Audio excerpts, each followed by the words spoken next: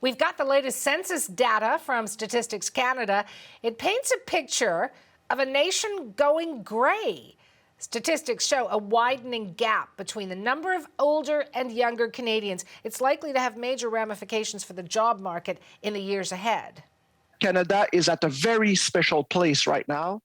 We could even say it's a date with demographic destiny, as the number and the share of people between age 55 and 64 who are close to retirement, usually, among this population, this working age population, 15 to 64, has never been that high.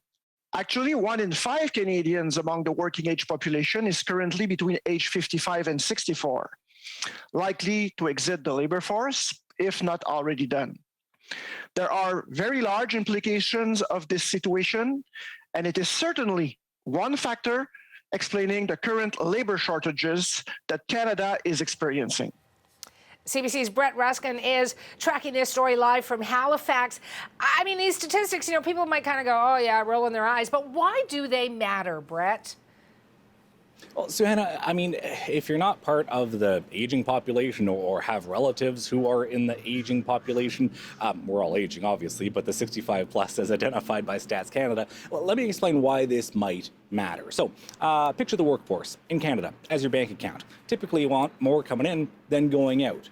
So if we take that example and we use it based on age groups of Canadians, we want to see more Canadians aged 14 and under getting ready to join the workforce, get a job, stimulate the economy, pay income taxes, support government revenue. More young Canadians versus old Canadians who are leaving the workforce, who might be drawing more on government supports, CPP, old age security, more on healthcare supports as well from provincial governments also.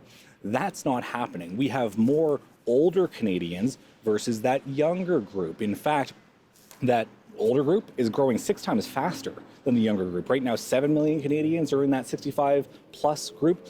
6 million Canadians are in the 14 and under group. So that is going to cause a slow but steady strain on the economy of both the federal government, or the budgets of both the federal government and the provincial governments as well. So that is a big picture as to, why these stats matter to all Canadians, regardless of your age. Joanna.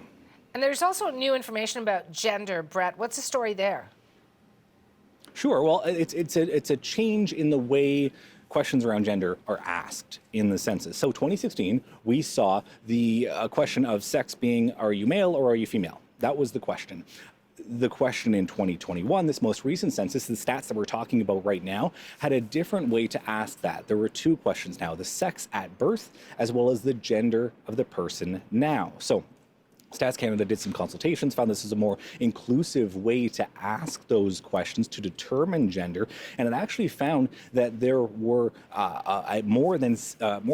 just under 60,000 transgender Canadians, people who identify as transgender, and just over 40,000 Canadians who identify as non-binary. These folks who were statistically underrepresented previously because they simply didn't fit into Stats Can's previous methodology. There was no way for them to answer in the way that felt the most accurate. And so this is a new data point, and Stats Can officials say that they hope that policymakers, politicians are able to take this information and try to provide and devise services from governments that are inclusive to all Canadians from coast to coast to coast. Savannah.